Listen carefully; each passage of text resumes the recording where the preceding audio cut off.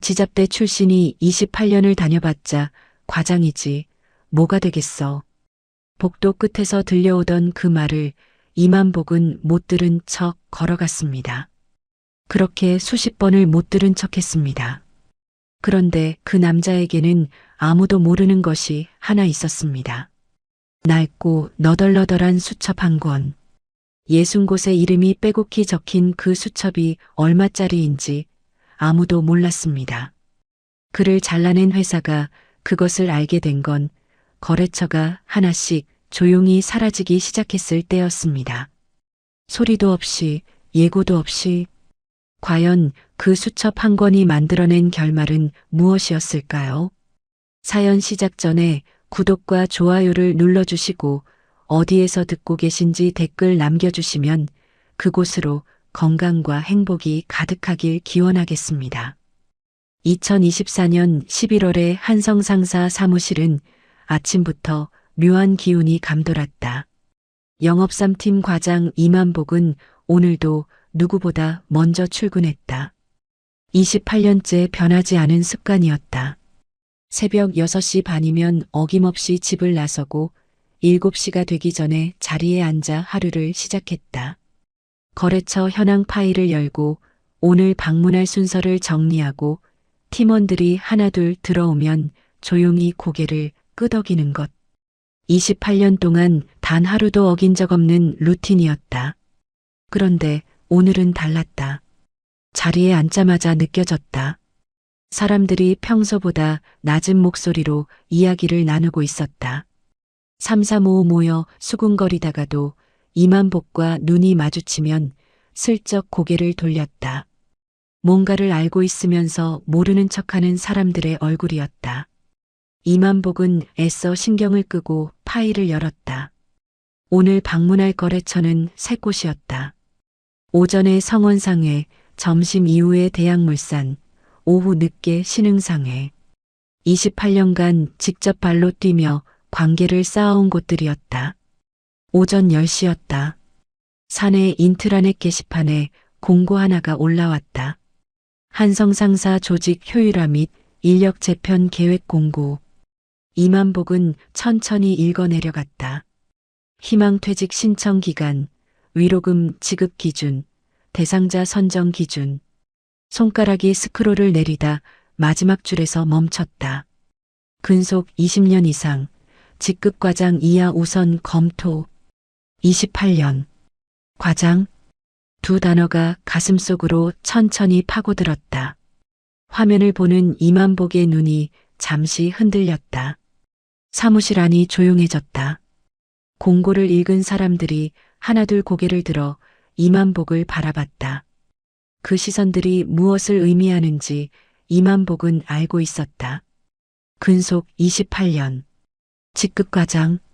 한성상사에서 이 두 가지 조건을 동시에 충족하는 사람은 영업3팀에서 이만복 한 명뿐이었다. 이만복은 화면을 닫고 거래처 파일을 다시 열었다. 흔들리는 모습을 보여주고 싶지 않았다. 28년간 그래왔듯이 아무렇지 않은 척 오늘 해야 할 일을 하는 것뿐이었다. 그러나 손가락이 키보드 위에서 멈춰 있었다. 머릿속이 하얘졌다. 결국 점심도 거르고 자리를 지켰다. 팀원들이 3, 4, 5 점심을 먹으러 나가는 동안 이만복은 혼자 남아 식어가는 커피를 마셨다. 창밖으로 11월의 거리가 보였다. 바람에 낙엽이 날리고 있었다. 오후 2시였다. 영업본부장 박태준의 비서가 조용히 다가왔다. 이만복 과장님, 본부장님이 잠깐 뵙자고 하십니다. 면담실 문이 닫혔다. 박태준이 테이블 맞은편에 앉아 있었다. 55세. 이만복과 같은 해, 같은 날 입사한 동기였다. 사회생활의 첫날을 나란히 시작한 친구. 30에 가까운 세월을 함께 버텨온 사람이었다. 그런데 오늘따라 그 얼굴이 낯설었다. 시선을 마주치지 않으려는 것이 느껴졌다. 만복아. 박태준이 낮게 불렀다. 잠시 침묵이 흘렀다. 미안한데 위에서 정한 거야. 나도 어쩔 수 없어. 이만복은 아무 말도 하지 못했다. 할 말이 없어서가 아니었다. 말문이 막혔다. 30년 지기 친구의 입에서 나온 말이었다. 처음 입사하던 날 둘이 나란히 서서 우리 꼭 임원까지 가보자며 웃던 기억이 스쳤다. 어려울 때 서로 기댔던 기억이 스쳤다. 그 친구가 지금 자신의 해고를 통보하고 있었다. 이만복이 알지 못하는 사실이 있었다. 이번 구조조정 명단은 위에서 내려온 것이 아니었다. 박태준이 직접 작성해서 윗선에 올린 것이었다. 제일 윗줄에 쓰인 이름, 이만복. 잠시의 망설임도 없이 써내려간 이름이었다. 사실 박태준이 이만복에게 진 빚은 어제 오늘의 일이 아니었다. 5년 전 이만복이 2달을 밤새워 완성한 신규 영업 전략 보고서가 있었다. 박태준은 그 보고서를 슬쩍 가져다 자기 이름으로 임원진 앞에 발표했다. 그 공로로 본부장 자리에 올랐다. 이만복은 그때도 아무 말을 하지 않았다. 설마 그럴 리 없다고, 친구니까 분명 나눠줄 거라고 믿었다. 그러나 박태준은 끝내 아무 말도 하지 않았다. 그뿐만이 아니었다. 매년 고가평가 시즌이 되면 이만복의 성과 등급은 어김없이 쉬었다. 아무리 거래처를 늘려도, 아무리 실적을 쌓아도 결과는 같았다. 박태준이 직접 매기는 점수였다. 반면 박태준 곁에 찰싹 달라붙어 아부를 떨던 이준혁 대리는 해마다 어를 받았다. 거기다 사내에서 이만복은 발로만 뛰지 머리가 없다는 소문이 돌기 시작한 것도 박태준의 입에서 시작된 일이었다. 영업 3팀에서 이만복이 아무리 성과를 내도 인정받지 못한 데에는 그런 이유가 있었다. 그 모든 것을 이만복은 알고 있었을까? 어렴풋이 느꼈지만 확인하지 않으려 했다. 그게 진실이라면 너무 비참했기 때문이었다. 면담실을 나오는 이만복의 등 뒤로 박태준의 표정이 보였다. 미안함이 아니었다. 안도였다. 오래 짊어지고 있던 짐을 내려놓은 사람의 표정이었다. 자리로 돌아온 이만복은 말없이 서랍을 열었다. 28년간 쌓아온 것들이 손에 잡혔다. 거래처 명함들, 빽빽하게 메모가 적힌 수첩, 누렇게 바랜 메모지들, 자필로 정리한 거래처 현황표, 하나씩 박스에 담았다. 서두르지 않았다. 소리도 내지 않았다. 팀원들은 아무도 다가오지 않았다. 이준혁 대리는 이만복의 손길을 힐끗 바라보더니 이내 모니터 쪽으로 고개를 돌렸다. 입가에 아주 작은 미소가 스치는 것이 보였다. 28년을 함께 일한 공간에서 이만복은 그렇게 투명 인간이었다. 박스를 들고 일어서는 순간이었다. 엘리베이터 쪽으로 걸어가는데 뒤에서 발소리가 들렸다. 뒤를 돌아보니 입사 2년차 막내 박성민이 숨을 헐떡이며 서 있었다. 눈가가 빨개져 있었다. 과장님, 말을 잇지 못했다. 그냥 꾸벅 고개를 깊이 숙였다. 이만복은 조용히 고개를 끄덕이며 짧게 웃어 보였다. 그것으로 충분했다. 엘리베이터 문이 천천히 닫혔다. 건물 밖으로 나온 이만복은 발걸음을 멈추고 한성 상사 건물을 올려다봤다. 처음 출근하던 날 이 건물 앞에서 박태준과 나란히 서서 사진을 찍었던 기억이 떠올랐다. 둘 다 양복이 어색해서 어깨에 힘을 잔뜩 줬었다. 그게 28년 전이었다. 이만복은 천천히 고개를 내리고 걸음을 옮겼다. 지하철 안 퇴근하는 직장인들 사이에 섞여 앉은 이만복은 창밖을 바라봤다. 손 위에 박스 하나. 28년이 그 안에 담겨 있었다. 차창에 자신의 얼굴이 비쳤다. 55세, 지방사립대 출신, 만년과장. 분노도 눈물도 없었다. 그냥 멍했다. 아내에게 문자 한 통을 보냈다. 나 오늘 일찍 들어가. 전송 버튼을 누르고 휴대폰을 내려놓은 이만복은 다시 창밖으로 눈을 돌렸다. 지하철이 터널 속으로 들어가자 창문이 어두워졌다. 그 어둠 속에서 이만복은 한참을 가만히 앉아 있었다. 현관문이 열리자 오정숙이 주방에서 고개를 내밀었다. 남편의 손에 들린 박스를 보는 순간 모든 것을 알아차렸다. 28년을 함께 살아온 아내였다. 남편이 아침마다 넥타이를 고쳐 매며 나가던 그 회사에서 무슨 일이 있었는지 굳이 묻지 않아도 알 수 있었다. 오정숙은 아무 말도 하지 않았다. 괜찮냐고 묻지도 않았다. 그냥 조용히 안방 문을 열어 박스를 내려놓을 자리를 만들어줬다. 저녁상이 차려졌다. 평소보다 반찬이 한 가지 더 놓여 있었다. 이만복이 좋아하는 소고기 장조림이었다. 오정숙은 말없이 밥을 떠서 남편 앞에 놓았다. 이만복은 수저를 들었지만 좀처럼 넘어가지 않았다. 몇 번 씹다가 숟가락을 내려놓고 물만 한 모금 마셨다. 오정숙은 그런 남편을 재촉하지 않았다. 억지로 먹이려 하지도 않았다. 그냥 옆에 앉아 조용히 밥을 먹었다. 두 사람 사이에 말이 없었다. 그런데도 이상하게 그 침묵이 불편하지 않았다. 28년을 함께 살아오며 만들어진 침묵이었다. 많이 놀랐죠. 오정숙이 낮게 말했다. 질문이 아니었다. 그냥 하는 말이었다. 이만복은 대답하지 않았다. 고개를 끄덕이지도 않았다. 그냥 멍하니 상 위를 바라봤다.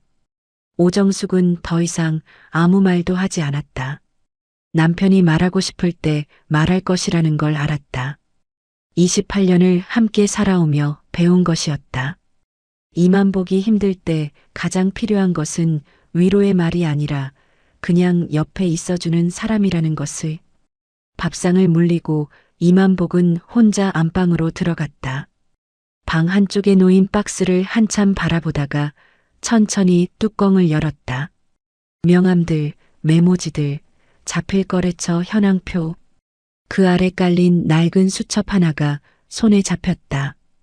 28년 된 수첩이었다. 표지가 닳아 색이 바랬고 모서리는 너덜너덜했다. 입사 첫 해부터 들고 다니던 수첩이었다.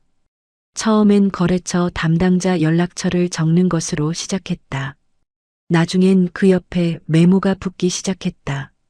담당자의 생일, 자녀 이름, 좋아하는 음식, 최근 회사 사정. 작은 것 하나하나를 직접 발로 뛰며 채워 넣은 기록들이었다. 회사에서는 그런 이만복을 보고 효율이 없다고 했다. 그냥 전화 몇 번으로 처리할 것을 왜 굳이 찾아다니냐고 했다. 박태준도 한때 그런 말을 했다. 만복아, 너는 너무 발품을 많이 팔아. 그게 다 시간 낭비야. 하지만 이만복은 그 방식을 끝내 바꾸지 않았다.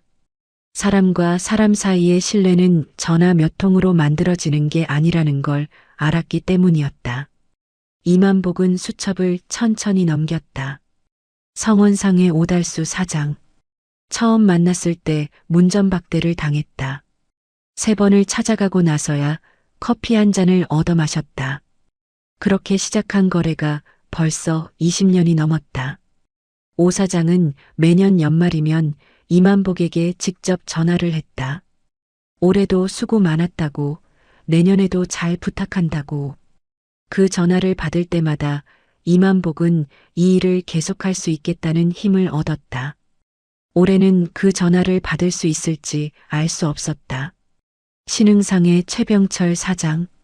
박태준이 가능성 없다며 손을 내저었던 곳이었다. 이만복은 혼자 찾아갔다. 작은 창고 같은 사무실에서 최 사장과 마주 앉아 2시간을 이야기했다. 사업 얘기보다 살아온 얘기를 더 많이 했다.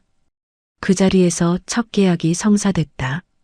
최 사장은 지금도 이만복을 볼 때마다 그때 얘기를 했다. 그때 이만복 과장이 아니었으면 우리 회사 없었어요. 그 말을 들을 때마다 이만복은 괜히 눈시울이 뜨거워졌다. 한 장 한 장 넘길수록 얼굴들이 떠올랐다. 함께 밥을 먹던 기억, 어려울 때 서로 도왔던 기억, 술 한잔 기울이며 나눴던 이야기들. 이 거래처들은 한성 상사를 믿고 거래한 것이 아니었다. 이만복 개인을 믿고 거래해온 사람들이었다. 회사 이름이 아니라 이만복이라는 사람을 보고 계약서에 도장을 찍어온 사람들이었다. 그 사실이 지금 이 순간 이만복의 가슴속에서 천천히 무언가를 일깨우고 있었다. 수첩을 덮은 이만복은 한참을 생각했다. 이 나이에 새로 시작한다는 게 가능한 일인가? 퇴직금이 있었지만 얼마나 버틸 수 있을지 알 수 없었다. 이력서를 써서 어딘가 들어가는 것도 생각해봤다. 하지만 지방사립대 출신의 만년과장 출신의 55세를 선뜻 받아줄 곳이 얼마나 될지 생각하면 할수록 막막했다. 그렇다고 이대로 주저앉을 수는 없었다. 아직 아내가 있었고 갚아야 할 대출이 남아 있었고 무엇보다 이만복 자신이 아직 끝났다고 생각하지 않았다. 그렇게 사흘이 지났다. 집안에만 있는 것이 답답해 오전에 동네를 한 바퀴 돌고 돌아온 날이었다. 소파에 앉아 멍하니 창밖을 보고 있는데 휴대폰이 울렸다. 저장되지 않은 번호였다. 이만복은 잠시 화면을 바라보다 전화를 받았다. 이만복 과장님, 저 김상철입니다. 목소리를 듣는 순간 얼굴이 떠올랐다. 김상철. 3년 전까지 거래처 담당자로 일하다가 대한상사로 이직한 인물이었다. 이만복과는 10년 넘게 거래를 이어온 사이였다. 일 잘하고 꼼꼼하고 의리 있는 사람이라는 인상이 남아 있었다. 상철 씨, 오랜만이네요. 네, 과장님. 소식 들었습니다. 많이 힘드시죠? 이만복은 짧게 웃었다. 뭐, 그렇죠. 다름이 아니라요. 저희 최재영 사장님이 과장님을 한번 뵙고 싶다고 하십니다. 괜찮으시면 자리를 한번 만들어 드리고 싶은데요. 대한상사, 한성상사와 같은 업종, 비슷한 규모의 경쟁사였다. 28년을 맞붙어온 회사였다. 이만복은 잠시 말이 없었다. 무슨 자리인지 여쭤봐도 될까요? 네, 과장님. 사실 스카웃 제의를 드리고 싶어서요. 사장님이 과장님 업계 평판은 오래전부터 알고 계셨거든요. 꼭 한번 직접 뵙고 말씀드리고 싶다고 하시더라고요. 일단 만나보시는 것만이라도 어떻겠습니까? 이만복은 전화기를 든 채 한동안 말이 없었다. 스카웃. 28년 동안 단 한 번도 들어본 적 없는 말이었다. 한성 상사에 있는 동안 누군가 이만복을 먼저 찾아온 적은 없었다. 회사에서는 무능하다고 했고 고가는 매년 바닥이었고 승진은 번번이 물 건너갔다. 그런데 지금 경쟁사에서 먼저 손을 내밀고 있었다. 경쟁사로 간다는 게 28년 몸담은 회사에 대한 배신일까? 잠깐 그런 생각이 들었다. 그러나 이내 박태준의 얼굴이 떠올랐다. 면담실에서 눈도 제대로 마주치지 못하던 그 얼굴. 이만복을 바라보며 안도하던 그 표정. 구조조정 명단 제일 윗줄에 망설임 없이 이만복의 이름을 써내려갔을 그 손. 이만복은 수첩을 바라봤다. 60곳의 이름이 빼곡히 적힌 수첩을. 이 사람들은 회사가 아니라 나를 믿었다. 그렇다면 나도 나를 믿어야 하지 않겠는가? 언제 보면 될까요? 전화를 끊고 이만복은 수첩을 다시 손에 쥐었다. 낡고 너덜너덜한 수첩이었다. 28년이 담긴 수첩이었다. 이만복은 그것을 조용히 가슴 쪽으로 당겨쥐었다. 약속 장소는 대한상사 본사 1층 로비였다. 이만복은 약속 시간보다 10분 일찍 도착했다. 28년째 변하지 않은 습관이었다. 로비 안을 둘러봤다. 한성 상사와 비슷한 규모의 건물이었다.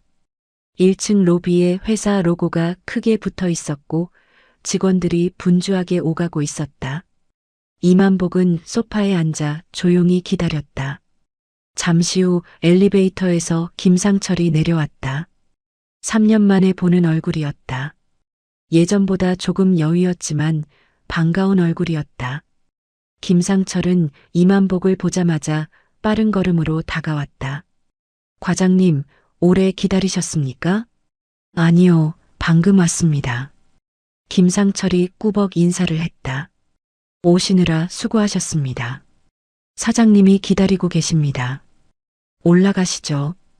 엘리베이터를 타고 5층으로 올라갔다. 복도를 걸으며 김상철이 조용히 말했다. 사장님이 과장님 얘기를 오래전부터 하셨습니다. 업계에서 이만복 과장이라는 이름은 모르는 사람이 없다고요. 이만복은 아무 말도 하지 않았다. 그 말이 진심인지 그냥 하는 말인지 아직은 알 수 없었다. 회의실 문이 열렸다. 창가 쪽 자리에 한 남자가 앉아 있었다. 최재영, 62세, 대한상사 대표이사였다. 처음 보는 얼굴이었지만 업계에서 이름은 들어봤다. 30년 넘게 현장을 뛴 사람이라는 평이 있었다. 말수가 적고 한번 믿으면 끝까지 간다는 이야기도 들었다. 최재영이 자리에서 일어나 손을 내밀었다. 이만복 과장님, 어서 오십시오. 기다리고 있었습니다. 이만복은 악수를 하며 자리에 앉았다. 최재영은 군더더기 없는 사람이었다. 커피 한 잔을 권하고는 바로 본론으로 들어갔다. 바쁘신 분인데 빙빙 돌릴 필요 없죠. 저희 회사 영업이사로 와주십시오. 이만복은 말없이 최재영을 바라봤다. 과장님이 28년간 쌓아온 거래처와 신뢰, 저희 회사에 꼭 필요합니다. 그리고 솔직히 말씀드리면 저는 한성 상사가 과장님을 내보낸 게 그쪽 입장에서는 큰 실수라고 생각합니다. 이만복은 잠시 침묵했다. 그리고 입을 열었다. 사장님, 제가 지방사립대 출신인 거 아십니까? 28년을 다녔는데 과장 달고 나온 사람입니다. 최재영이 이만복을 바라봤다. 잠시 침묵이 흘렀다. 알고 있습니다. 그래도 괜찮으십니까? 과장님, 최재영이 천천히 말했다. 저는 명함에 적힌 학교 이름 보고 사람 쓰는 사람이 아닙니다. 28년 현장이 스펙입니다. 그 수첩 한 권이 어떤 대학 졸업장보다 값어치 있다고 생각합니다. 옆에 앉은 김상철이 조용히 고개를 끄덕였다. 이만복은 테이블 위에 놓인 커피잔을 바라봤다. 28년 동안 단 한 번도 이런 말을 들어본 적이 없었다. 학벌이 없으면 한계가 있다는 말은 수도 없이 들었다. 발로만 뛰지 머리가 없다는 소문도 들었다. 고가 시를 받을 때마다 스스로를 의심했다. 내가 정말 무능한 건가? 내가 정말 부족한 건가? 그 의심이 28년 동안 이만복의 어깨를 짓눌렀다. 그런데 지금 눈앞의 사람은 그 28년을 다르게 보고 있었다. 며칠 생각해봐도 되겠습니까? 최재영이 고개를 끄덕였다. 물론입니다. 천천히 생각해 보십시오. 다만 저희는 과장님 기다릴 준비가 되어 있습니다. 자리에서 일어나며 김상철이 이만복을 배웅했다. 엘리베이터 앞에서 김상철이 조용히 말했다. 과장님, 저 솔직히 말씀드려도 됩니까? 이만복이 고개를 끄덕였다. 저 과장님한테 10년 넘게 거래 배웠습니다. 처음 거래처 담당자로 일할 때 과장님 보면서 영업이 뭔지 알았습니다. 전화 한 통보다 직접 찾아가는 사람, 계약서보다 사람을 먼저 챙기는 사람. 그게 과장님이었습니다. 저희 회사에 꼭 오셨으면 합니다. 이만복은 아무 말도 하지 못했다. 엘리베이터 문이 열렸다. 집으로 돌아온 이만복은 아내에게 오늘 있었던 일을 이야기했다. 오정숙은 말없이 듣다가 한마디 했다. 경쟁사잖아요. 괜찮겠어요? 나도 그게 걸려. 그런데요? 이만복은 잠시 생각했다. 그런데 그 사람 진심인 것 같더라고. 오정숙이 남편의 얼굴을 바라봤다. 오랜만에 보는 표정이었다. 멍하거나 지쳐있지 않았다. 무언가를 생각하고 있는 사람의 눈빛이었다. 그날 밤 이만복은 오래된 수첩을 다시 펼쳤다. 한 장 한 장 넘기며 오랫동안 생각했다. 이 사람들은 나를 믿었다. 회사를 믿은 게 아니라 나를 믿었다. 그렇다면 내가 어느 회사에 있든 그 신뢰는 변하지 않는다. 회사 이름이 바뀐다고 28년이 사라지는 건 아니다. 이만복은 수첩을 덮었다. 다음 날 아침 이만복은 최재영 사장에게 전화를 걸었다. 사장님, 이만복입니다. 하겠습니다. 전화를 끊고 이만복은 한동안 휴대폰을 손에 쥔 채 앉아 있었다. 결정을 내리고 나니 이상하게 마음이 가벼웠다. 28년을 다닌 회사를 나온 것보다 경쟁사로 간다는 것보다 지금 이 순간 처음으로 스스로 선택을 했다는 느낌이 들었다. 누군가에게 끌려가는 것이 아니라 내 발로 걸어가는 것. 그것만으로도 충분했다. 출근 날짜는 일주일 뒤로 잡혔다. 그 일주일이 이만복에게는 28년 만에 처음 갖는 온전한 휴식이었다. 딱히 한 것은 없었다. 아내와 동네를 산책하고 오랜만에 집 근처 목욕탕을 다녀오고 저녁에는 소파에 앉아 텔레비전을 봤다. 소소한 날들이었다. 그런데 이상하게 그 소소함이 편안했다. 그렇게 일주일이 흘렀다. 드디어 출근 첫날이었다. 이른 아침 아내 오정숙이 넥타이를 골라들었다. 이거 어때요? 오늘 같은 날엔 이게 맞는 것 같아서. 감색 넥타이였다. 이만복이 가장 좋아하는 색이었다. 오정숙이 남편의 넥타이를 직접 매주며 뒤로 물러서서 바라봤다. 잘 어울리네요. 대한상사 영업팀 사무실에 들어서자 직원들이 일제히 고개를 들었다. 김상철이 앞으로 나와 자연스럽게 소개를 시작했다. 우리 팀 새로 오신 이만복 이사님이십니다. 업계 경력 28년이시고 앞으로 잘 부탁드립니다. 이만복 이사님. 그 호칭이 귓가에 낯설게 울렸다. 28년 동안 한 번도 들어본 적 없는 호칭이었다. 이만복은 직원들을 향해 조용히 고개를 숙였다. 잘 부탁드립니다. 모르는 게 많으니 많이 가르쳐 주십시오. 자리에 앉은 이만복은 서랍을 열고 오래된 수첩을 꺼내 책상 위에 올려놓았다. 28년 된 수첩이었다. 이제 이 수첩이 새로운 출발점이 될 것이었다. 잠시 후 최재영 사장이 회의실로 불렀다. 짧은 자리였다. 최재영은 명함 한 통을 건넸다. 이만복 영업이사, 대한상사. 이만복은 명함 한 통을 두 손으로 받아들었다. 위에 놓인 명함 한 장을 꺼내 천천히 바라봤다. 눈이 뜨거워지는 것을 느꼈다. 참으려 했지만 쉽지 않았다. 28년이라는 시간이 그 작은 명함 한 장에 담긴 것 같았다.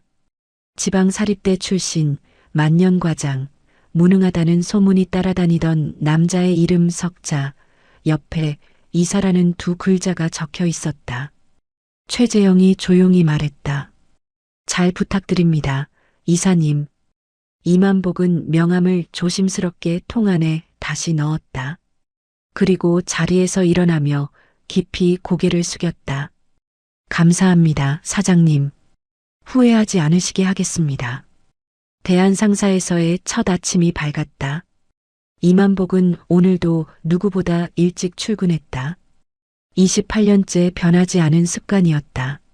아직 직원들이 출근하기 전에 사무실은 조용했다. 이만복은 자리에 앉아 천천히 주변을 둘러봤다. 책상 배치도, 창밖으로 보이는 풍경도, 복도 끝 화장실 위치도 전부 낯설었다. 28년 만에 새로운 회사였다. 그런데 이상하게 그 낯설미 불편하지 않았다. 오히려 가슴 한켠이 조용히 두근거렸다. 이만복은 서랍을 열고 오래된 수첩을 꺼냈다. 책상 위에 올려놓고 한참을 바라봤다. 이 수첩이 이제 새로운 출발점이 될 것이었다. 수첩을 펼쳐 첫 페이지부터 천천히 훑었다. 60곳의 거래처 담당자 이름과 연락처가 빼곡히 적혀 있었다. 한 명 한 명 얼굴을 떠올렸다. 오달수 사장, 최병철 사장, 그리고 수십 명의 얼굴들. 이 사람들에게 전화를 돌려야 했다. 급하게 서두를 필요는 없었다. 거래처들은 지금 대부분 한성 상사와 계약이 진행 중이었다. 당장 뭔가 바뀌는 것은 없었다. 중요한 것은 이만복이 어디로 갔는지 알리는 것이었다. 나머지는 시간이 해결해 줄 것이었다. 직원들이 하나둘 출근하기 시작했다. 김상철이 자리에 앉으며 이만복에게 가볍게 인사를 건넸다. 이사님, 일찍 오셨습니까? 습관이에요. 김상철이 웃으며 고개를 끄덕였다. 저도 이사님 보고 배워야겠습니다. 오전 업무를 파악하고 점심을 마친 이만복은 오후부터 본격적으로 전화를 돌리기 시작했다. 수첩을 펼쳐놓고 첫 번째 이름부터 번호를 눌렀다. 여보세요. 성원상의 오달수 사장님 계십니까? 잠시 후 오달수 사장이 전화를 받았다. 오 사장님, 저 이만복입니다. 오랜만에 연락드립니다. 잘 지내셨습니까? 이 과장님. 나왔다는 얘기 들었어요. 괜찮아요? 네, 덕분에 잘 있습니다. 사실은 대한상사로 자리를 옮겼습니다. 인사드리려고 전화했습니다. 오달수 사장이 잠시 침묵했다. 대한상사요. 그렇군요. 네. 다음번 계약 때 한번 생각해 주시면 감사하겠습니다. 부담 갖지 마시고요. 알겠습니다. 이 과장님. 이번 계약은 이미 한성이랑 진행 중이라서요. 근데 다음번엔 한번 얘기해봐요.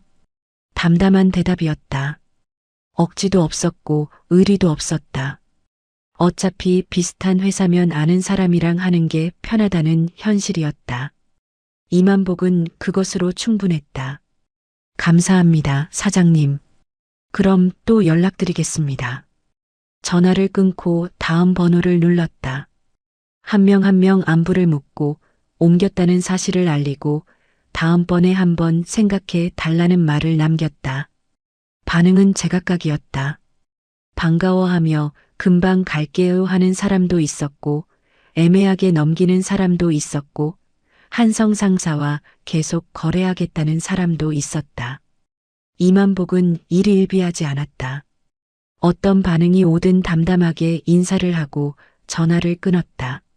씨앗을 뿌리는 것이 먼저였다. 싹이 트는 것은 시간의 문제였다.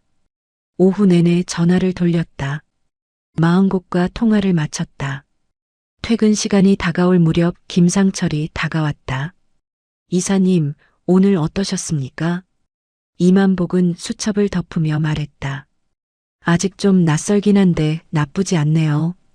김상철이 웃으며 말했다. 금방 익숙해지실 겁니다. 이사님. 그래요. 급할 거 없죠 뭐. 계약도 적응도 원래 기다리는 거니까요. 김상철이 고개를 끄덕였다. 맞습니다, 이사님. 다음 날 아침이었다. 이만복은 출근하자마자 수첩 맨 뒤에 따로 적어둔 메모를 꺼냈다.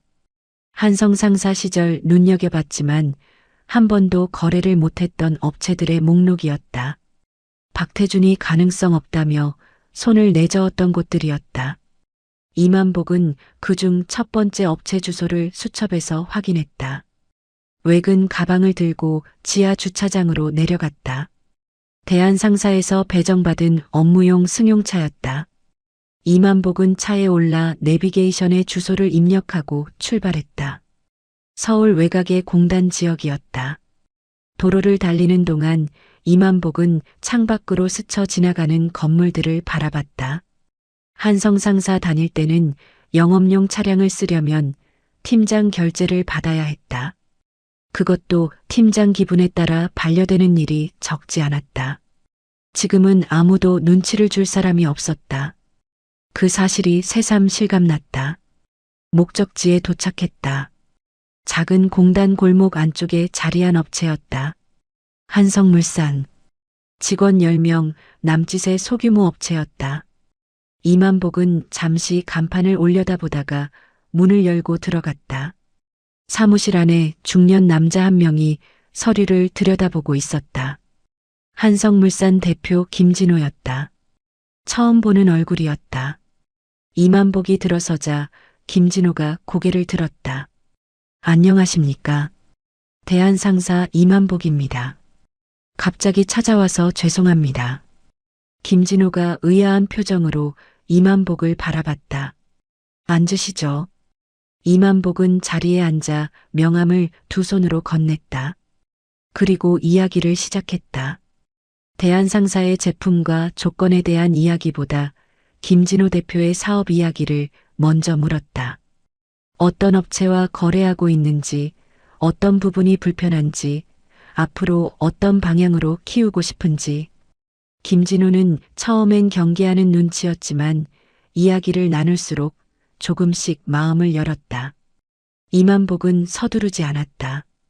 듣는 것이 먼저였다. 말하는 것은 나중이었다. 1시간 반이 흘렀다. 다음에 한 번 더 찾아와도 되겠습니까? 김진호가 잠시 이만복을 바라보다 고개를 끄덕였다. 그러시죠. 돌아오는 길, 이만복은 신호에 걸릴 때마다 수첩에 메모를 적었다. 김진호 대표, 가능성 있음. 다음 방문 일정 잡을 것. 회사로 돌아오자 김상철이 다가왔다. 이사님, 어디 다녀오셨습니까? 연락도 안 되시고. 신규 거래처 좀 보고 왔습니다. 김상철이 눈을 크게 떴다. 벌써요? 출근 이틀째인데요? 이만복이 짧게 웃었다. 한성상사 있을 때부터 눈여겨봤던 곳입니다. 박 본부장이 가능성 없다고 했던 곳이고요. 그로부터 2주가 지났다. 이만복은 그 업체를 3번 더 찾아갔다. 매번 제품 얘기보다 김진호 대표의 고민을 먼저 들었다. 4번째 방문에서 김진호 대표가 먼저 말을 꺼냈다. 이만복 이사님, 한번 해봅시다. 첫 신규 거래처였다. 이만복은 악수를 하며 깊이 고개를 숙였다. 차에 올라 회사로 돌아오는 길, 이만복은 신호에 멈춰 수첩을 꺼내 김진호 대표 이름 옆에 조용히 체크 표시를 했다. 별것 아닌 동작이었다. 그런데 그 체크 표시 하나가 이만복에게는 무언가 다른 의미로 느껴졌다. 28년 동안 남의 회사를 위해 뛰었다면 이제는 스스로 선택한 자리에서 뛰는 것이었다. 그날 저녁 퇴근길, 이만복은 한성상사 건물 앞을 지나쳤다. 불이 켜진 사무실 창문들을 잠시 올려다봤다. 저 안 어딘가에 박태준이 있을 것이었다. 아직 아무것도 모른 채 앉아 있을 것이었다. 이만복은 시선을 거두고 조용히 엑셀을 밟았다. 기다려라, 태준아. 이제 시작이다. 2달이 흘렀다. 한성상사 영업3팀 사무실은 겉으로 보기엔 평소와 다름없었다. 이만복이 앉았던 자리엔 새로 발령받은 젊은 대리가 앉아 있었다. 입사 3년 차였다. 자리 배치도 바뀌었고 팀 분위기도 조금 달라졌다. 그러나 달라진 것이 하나 더 있었다. 아무도 대놓고 말하지 않았지만 팀원들 모두 느끼고 있었다. 거래처에서 걸려오는 전화가 예전보다 줄었다는 것을. 이준혁 대리는 그런 분위기를 아랑곳하지 않았다. 이만복이 나간 뒤 이준혁은 오히려 더 기세가 올랐다. 팀 회의 때마다 목소리가 커졌고 후배들에게 지시하는 말투도 달라졌다. 박태준 본부장 옆에 더욱 바짝 달라붙었다. 이만복 같은 사람이 없어졌으니 이제 팀에서 자신이 중심이 될 차례라고 생각하는 것이 눈에 보였다. 막내 박성민은 그런 이준혁을 바라보며 속으로 한숨을 삼켰다.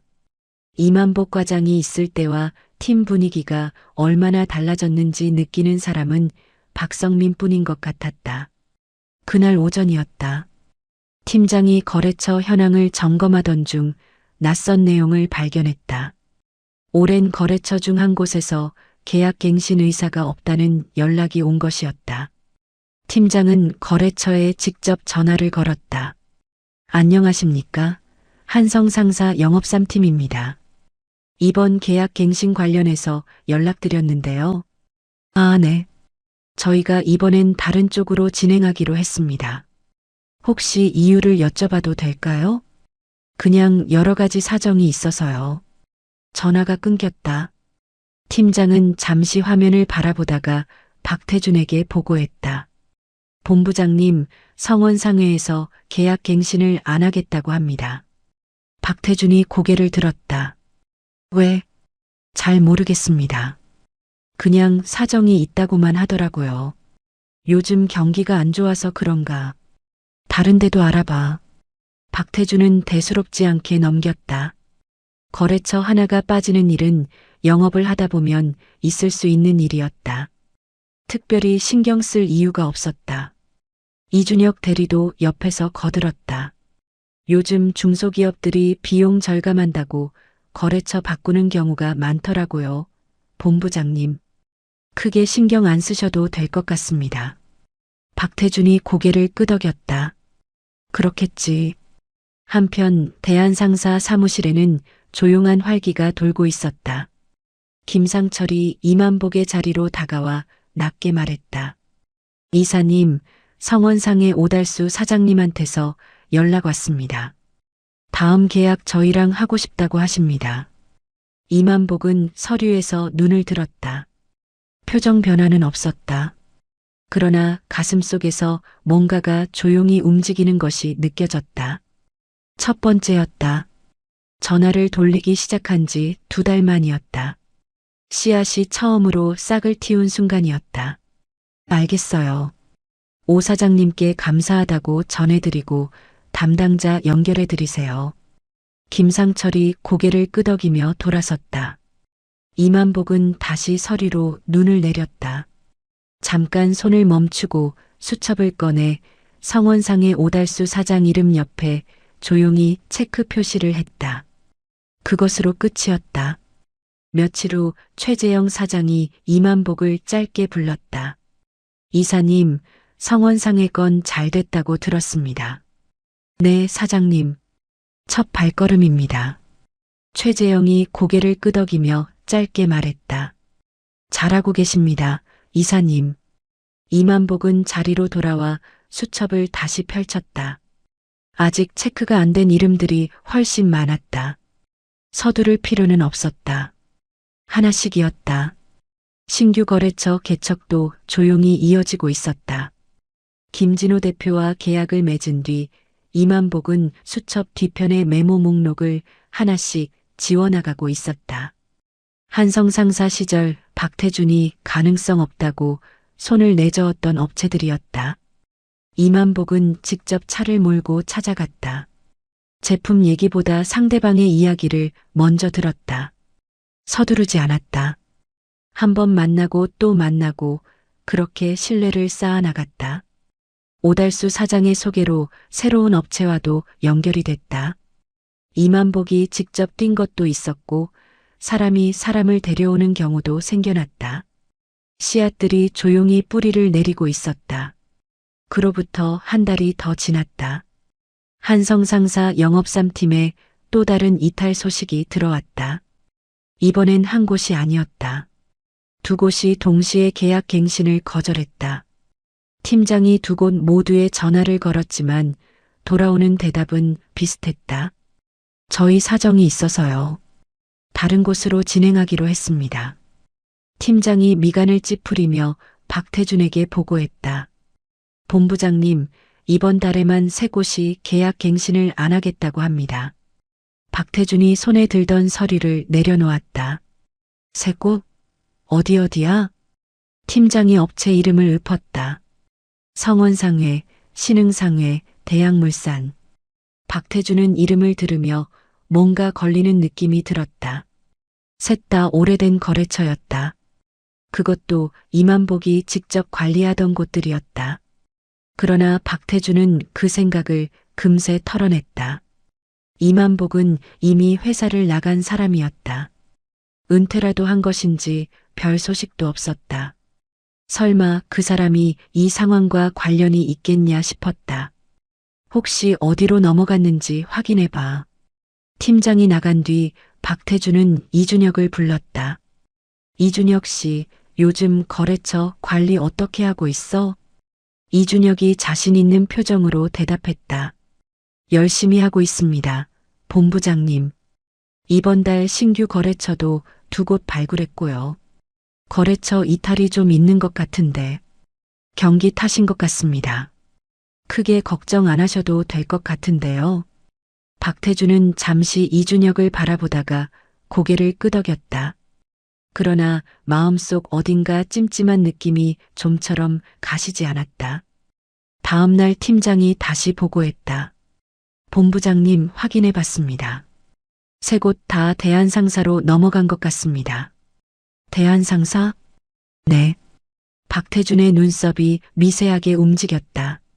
대한상사, 경쟁사였다. 한성상사와 규모도 비슷하고 취급 품목도 겹치는 회사였다. 박태준은 직접 대양물산에 전화를 걸었다. 여보세요.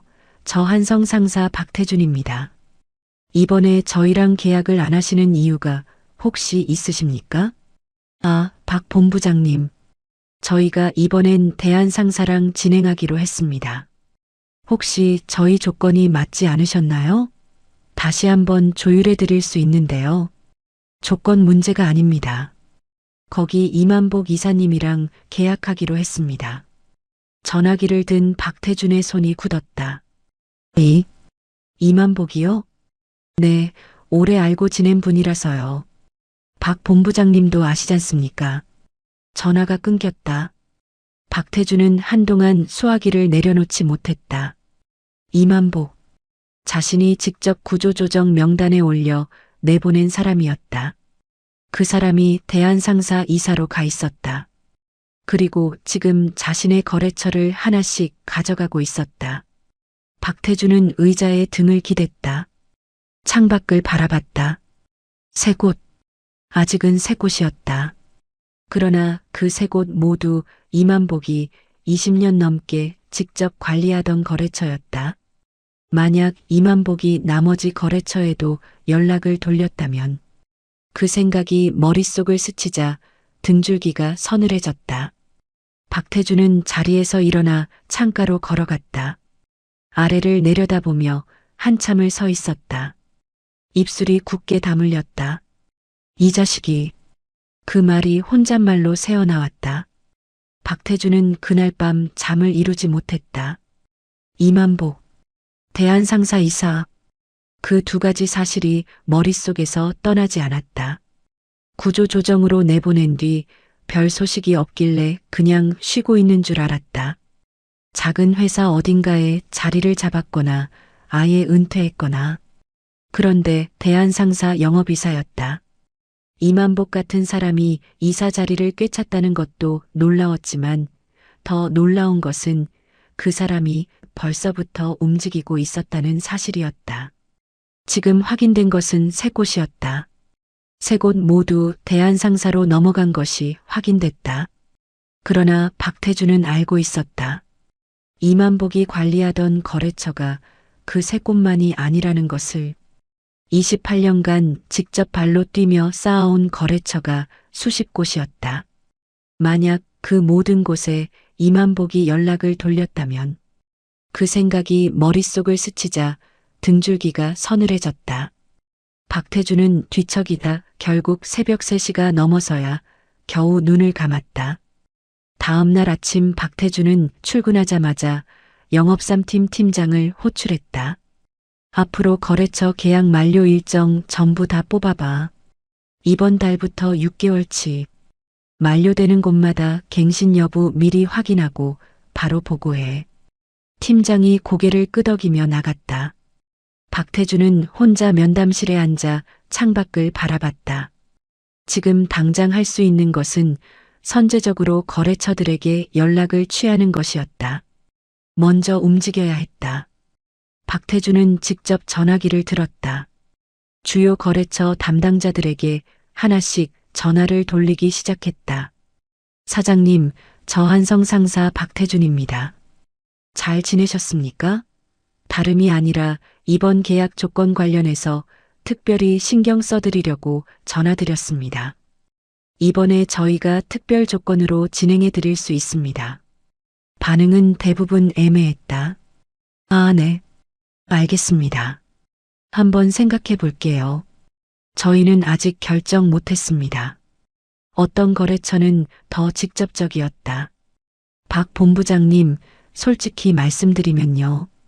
저희가 이만복 이사님이랑 이미 얘기가 됐습니다.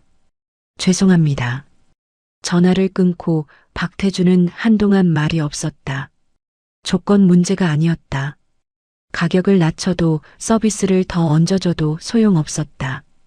거래처들이 원하는 것은 이만복이라는 사람이었다. 28년간 직접 찾아오고 생일을 챙기고 어려울 때 함께 해준 그 사람. 박태주는 그것을 알면서도 이만복을 내보냈다. 어차피 거래처는 회사를 보고 거래하는 거라고 생각했다. 이만복이 나가도 거래처들은 그대로 남아있을 거라고 봤다. 사람 하나가 빠진다고 회사 영업이 흔들리겠냐고. 그게 오산이었다. 박태주는 자리에서 일어나 커피를 한 잔 뽑아들고 다시 앉았다. 그리고 이번엔 이만복이 담당하던 거래처 목록을 하나씩 훑으며 직접 전화를 돌리기 시작했다. 아직 계약 만료가 되지 않은 곳들이었다. 미리 관계를 다져두면 이탈을 막을 수 있을 거라는 생각이었다. 그러나 반응은 예상과 달랐다. 오래 알고 지낸 거래처 담당자들인데도 목소리가 묘하게 달랐다. 반갑게 대화를 나누다가도 계약 얘기가 나오면 어딘가 말을 아꼈다. 확답을 피했다. 박태주는 전화를 끊을 때마다 찜찜한 기분이 쌓였다. 이 사람들도 이미 이만복에게 연락을 받은 것이 분명했다. 아직 계약 만료가 되지 않았을 뿐 마음은 이미 결정된 것이나 다름없었다. 그로부터 2주가 흘렀다. 팀장이 거래처 계약 만료 일정을 관리하기 시작하면서 이상한 패턴이 눈에 띄기 시작했다. 계약 만료가 된 거래처에 갱신 연락을 취하면 돌아오는 대답이 하나같이 비슷했다. 이번엔 다른 쪽으로 진행하기로 했습니다. 저희 사정이 있어서요. 죄송합니다. 팀장이 미간을 찌푸리며 확인해 보면 어김없이 대한상사로 넘어간 상태였다.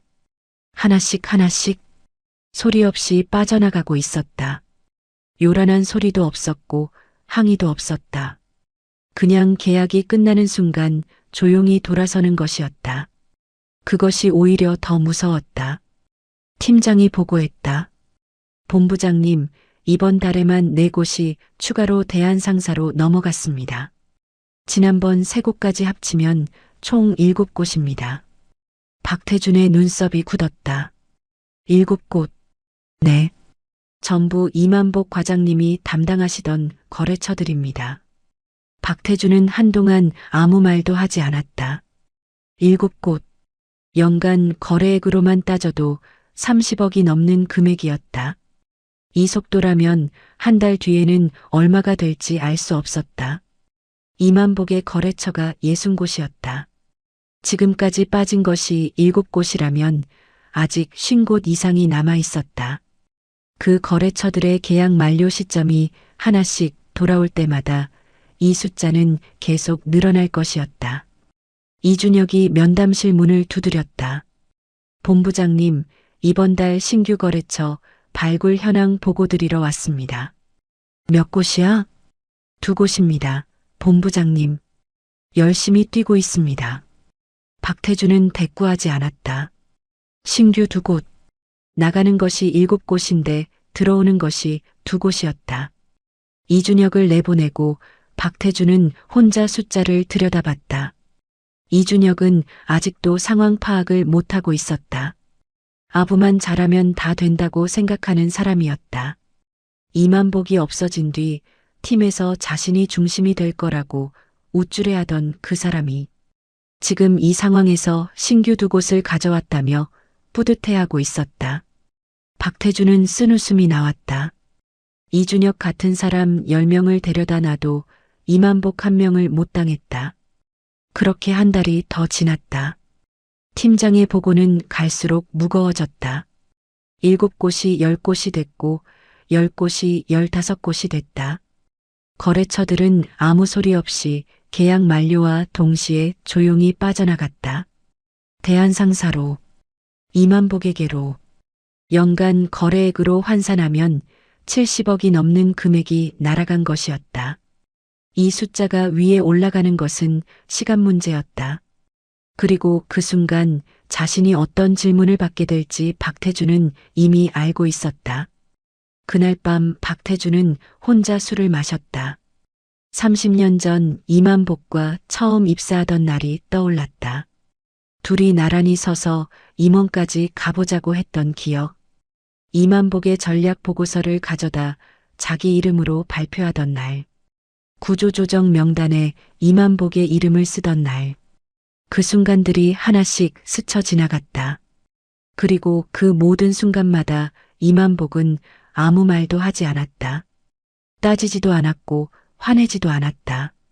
그냥 묵묵히 받아들이고 다시 자리로 돌아갔다. 박태주는 그것을 이만복이 참는 것이라고 생각했다.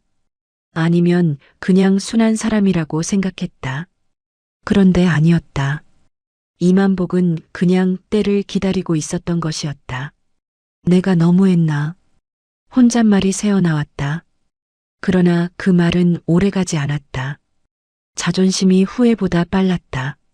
술잔을 내려놓은 박태주는 창밖을 바라봤다. 이만복의 얼굴이 떠올랐다.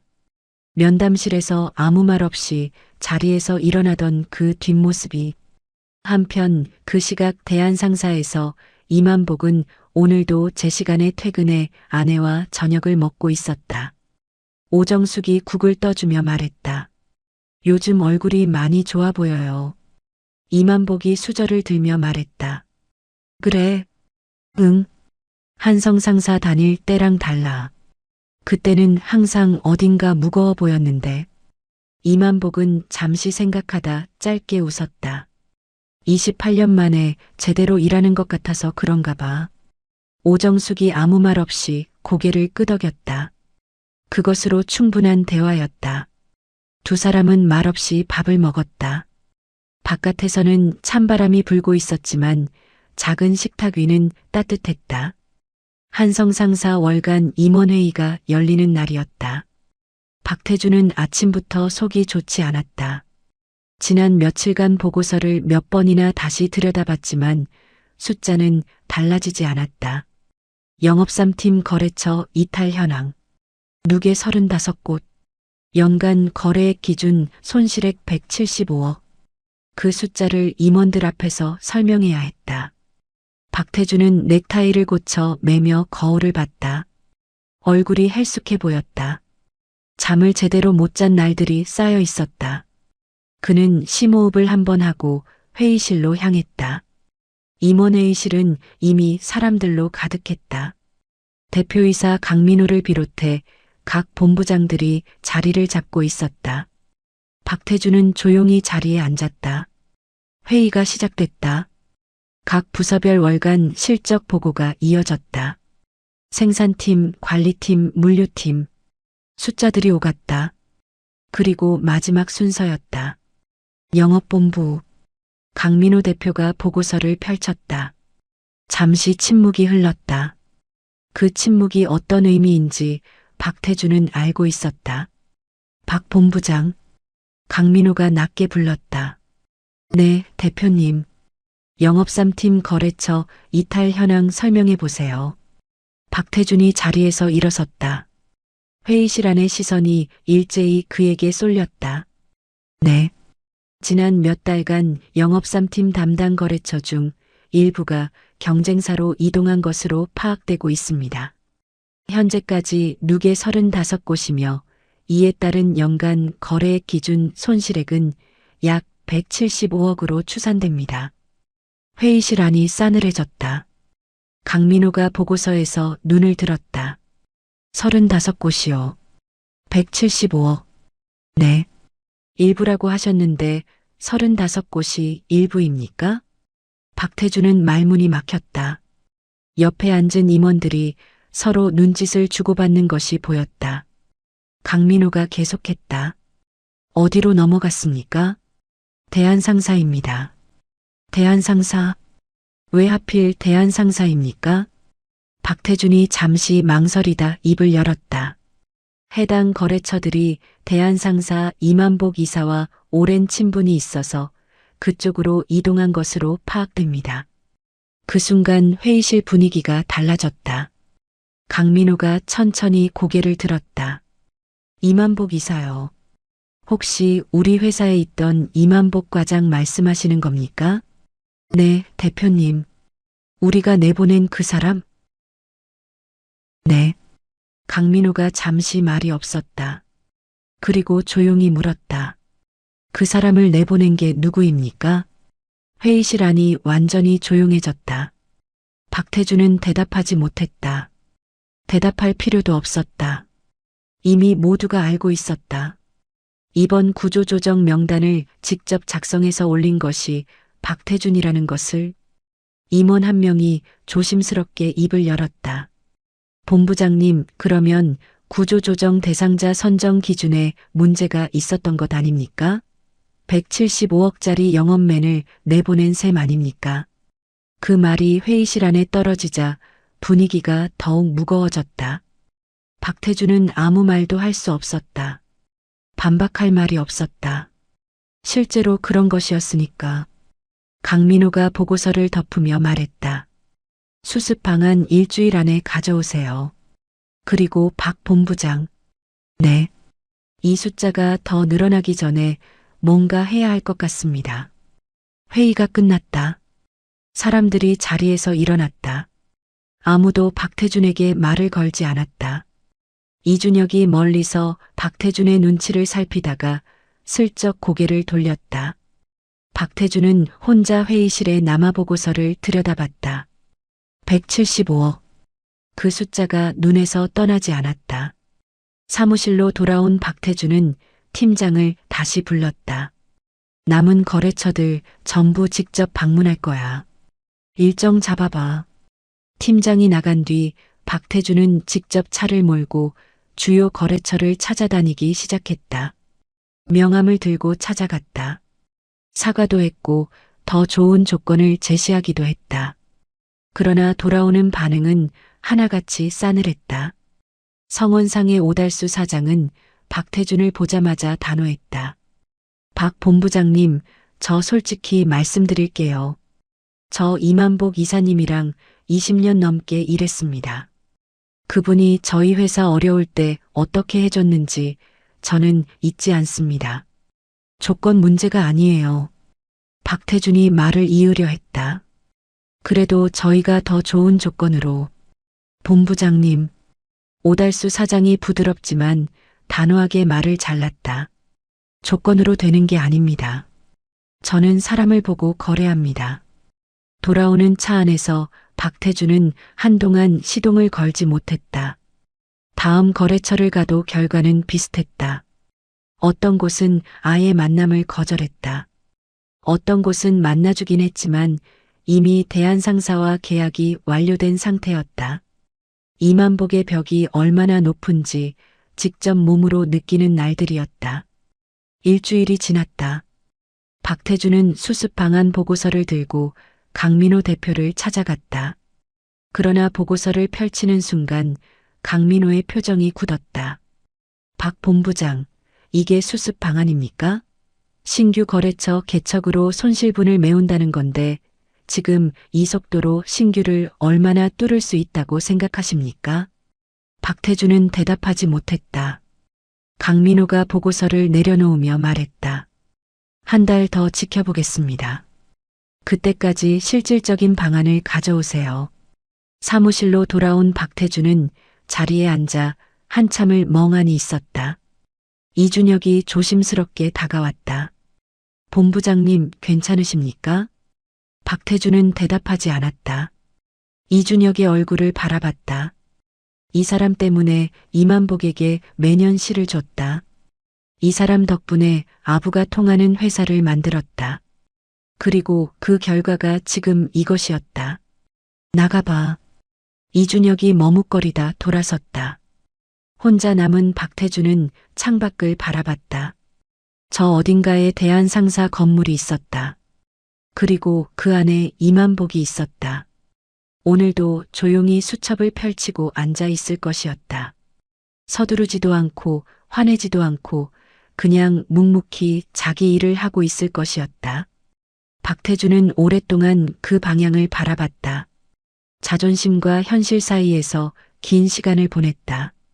그리고 천천히 외투를 집어들었다. 내가 가야겠다.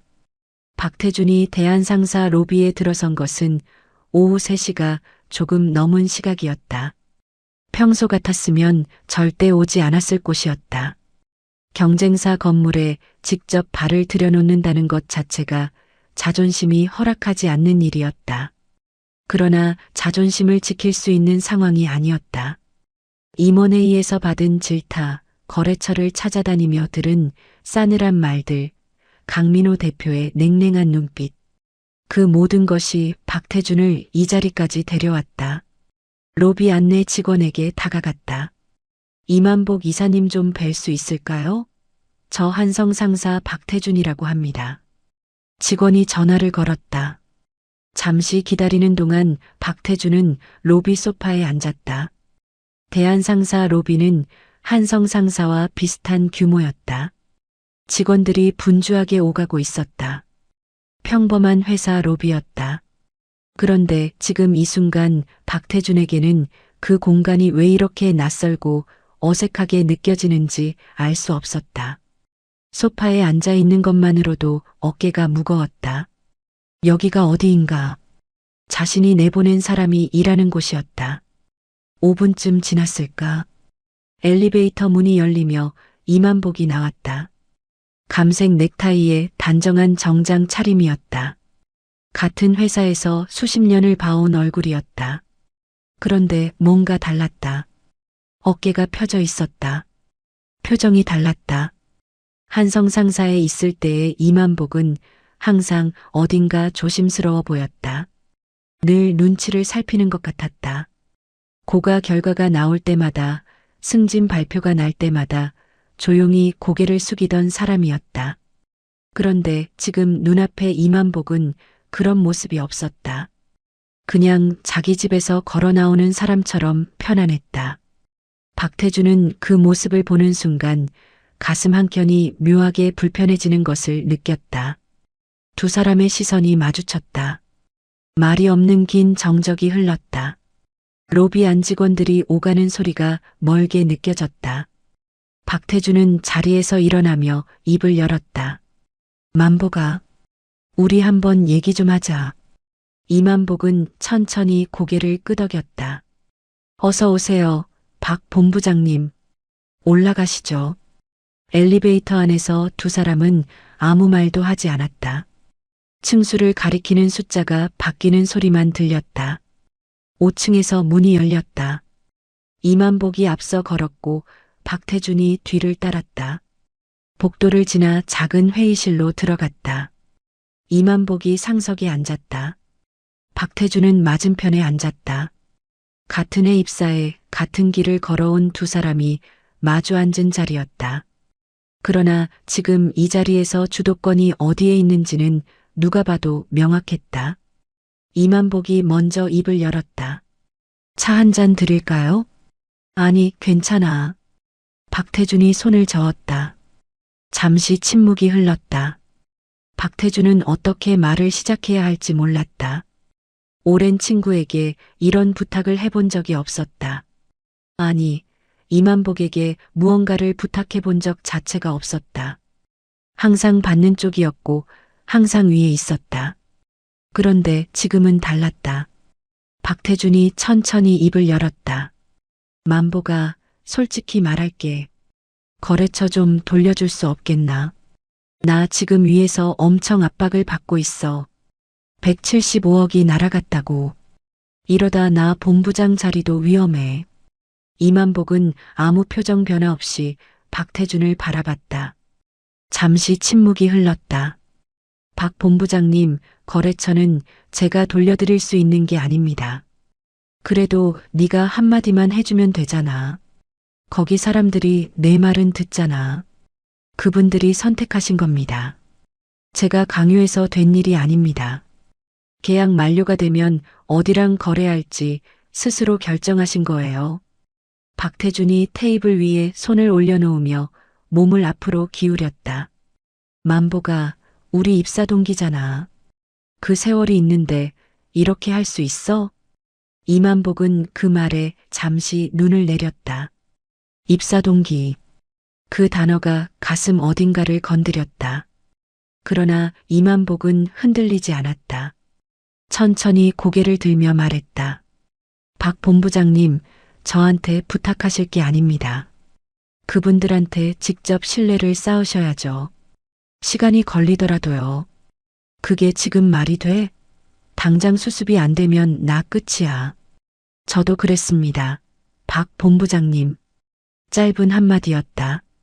그러나 그 말의 무게는 가볍지 않았다. 박태준은 말문이 막혔다. 반박할 말이 없었다. 이만복이 어떻게 살아왔는지 옆에서 다 봐온 사람이었다. 일찍 출근하고 늦게 퇴근하고 거래처를 발로 뛰며 하나씩 쌓아온 것들이었다. 그 시간을 박태준은 무능하다는 소문을 퍼뜨리며 짓밟았다. 고가의 시를 주며 깎아내렸다. 그리고 결국 구조조정 명단에 이름을 올렸다. 회의실 안에 침묵이 내려앉았다. 창밖으로 바람 소리가 들렸다. 박태준은 테이블 위에 놓인 자신의 손을 내려다봤다. 구조조정 명단을 작성하던 그 손이었다. 이만복의 이름을 가장 먼저 써내려가던 그 손이었다. 박태준이 자리에서 일어서려는 순간이었다. 이만복이 조용히 한마디를 건넸다. 태준아. 처음이었다. 이름을 부른 것이 박 본부장도 아니고 박태준도 아닌 태준아. 같이 입사하던 날 불렀던 것처럼. 박태준의 발이 굳었다. 이만복이 낮게 말했다. 나한테 미안하다는 말 하러 온 거 아니었어? 박태준은 그 말을 듣는 순간 가슴 어딘가가 내려앉는 것을 느꼈다. 거래처를 돌려받으러 온 것이었다. 수습을 하러 온 것이었다. 미안하다는 말을 하러 온 게 아니었다.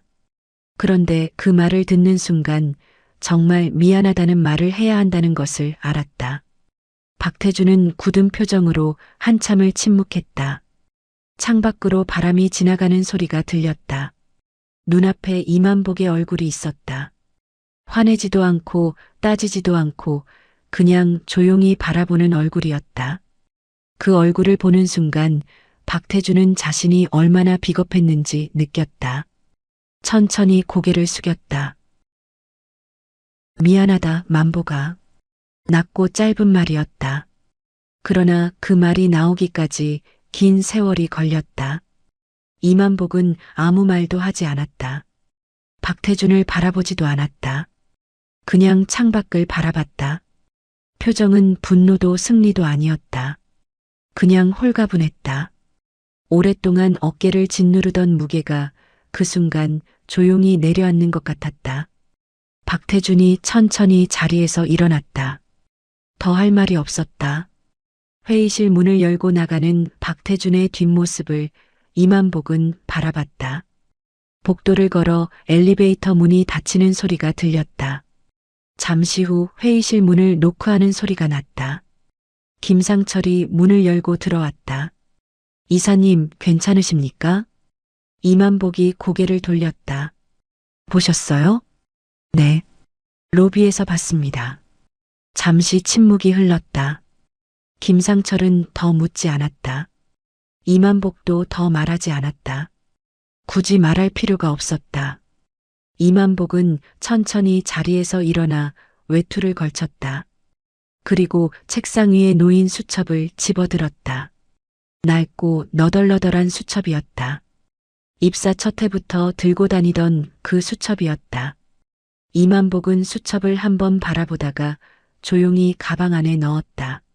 상철 씨, 오늘 오후 거래처 미팅 준비됐죠? 네, 이사님.